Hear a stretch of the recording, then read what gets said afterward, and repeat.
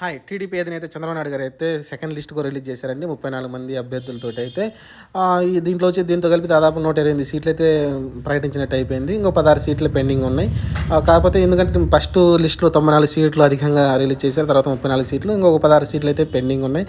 ఎందుకంటే పొత్తుల భాగం 31 సీట్లు అయితే జనసేనకి బీజేపీ వెళ్ళిపోయి కాబట్టి పెండింగ్ ఉన్న 16 సీట్లు అయితే వాళ్ళు ఇంకా అనౌన్స్మెంట్ చేయాల్సి ఉంటుంది. కాకపోతే సీనియర్లకైతే గట్టి దెబ్బే వేశారు చంద్రబాబు నాయుడు గారు అయితే. ఎందుకంటే గంట కావచ్చు, దేవినేని ఉమా కావచ్చు, లేకుంటే బండారు సత్యనారాయణ కావచ్చు, వీళ్ళు సీనియర్లు. యాక్చువల్గా ఇంపార్టెంట్ పర్సన్స్ కూడా వీళ్ళు.